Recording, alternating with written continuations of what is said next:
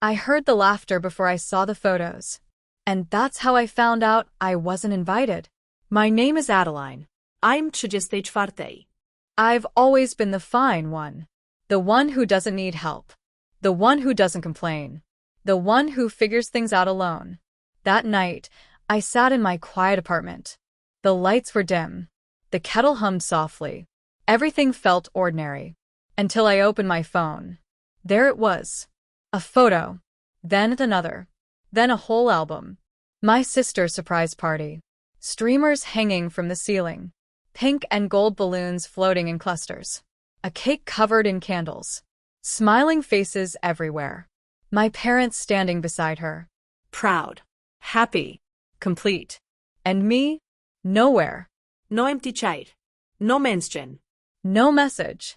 Just nothing. I didn't cry. I stared at the screen for a long time. Long enough for the tea beside me to go cold. I zoomed into the pictures, looking for something I might have missed. A hint. A mistake. An explanation. There was none.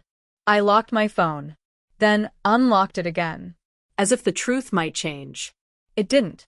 I leaned back in my chair. The silence in my apartment grew louder. I told myself it didn't matter. I told myself I was used to this. And maybe that was the worst part. The next morning I woke up early. Earlier than usual. Not because I had somewhere to be, but because my mind wouldn't rest.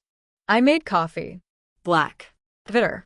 Like the thoughts I couldn't shake. I sat at my table, picked up a pen, and wrote a card. Happy birthday. I hope it was beautiful. That was it.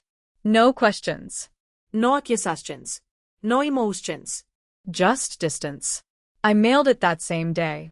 3 weeks passed. 3 quiet weeks. I went to work. I came home. I cooked. I slept. Life moved forward. Or, at least, it looked like it did. Because inside, something had shifted. Not broken. Just rearranged. Then my phone rang. I almost didn't answer. But something told me to. Hello. Adeline. My grandmother's voice. Soft. Frail.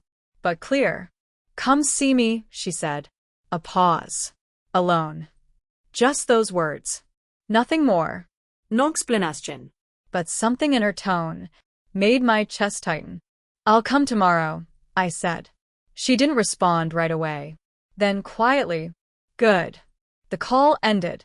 I stared at my phone. That word echoed in my mind. Alone. The next day, I drove to her house. The same house I had visited since I was a child. The same garden. The same gate. The same quiet porch. But something felt different. Heavier. I knocked. No answer. I let myself in. Grandma? My voice sounded small. Up here, she called from her room. I walked slowly down the hallway. Each step felt louder than it should. I reached her door. She was sitting on the bed, wrapped in a light blanket. Smaller than I remembered. But her eyes were sharp. Close the door, she said. I did. Seat. I pulled the chair closer and sat beside her. For a moment, neither of us spoke. The silence wasn't empty. It was full of something unspoken. Then she reached into her bedside drawer. Her hand moved slowly. The paper felt cold. I opened it slowly. Inside were documents. Legal documents. Stamped. Signed. Dated. My name appeared on the first page. Then again. And again. My heart started to race. I flipped to the second page. Then the third. The words blurred for a moment. Until they didn't. And when they became clear, this can't be right, I whispered. The room felt smaller. By who? I asked. I already knew. She didn't answer. My father, I said quietly. Once. Not loudly. He said you'd be fine on your own. I'm sorry, she whispered. What you do next is your choice. The sky was gray. Every line. And with every step, I stared at it for a moment. I understand enough, I interrupted. It was simple. Another pause. The process moved forward. Unavoidable. Stopped shrinking. I started choosing. choosing where I belonged, choosing who deserved my presence, choosing myself. The night I saw those photos, I thought I had been forgotten, but I was wrong.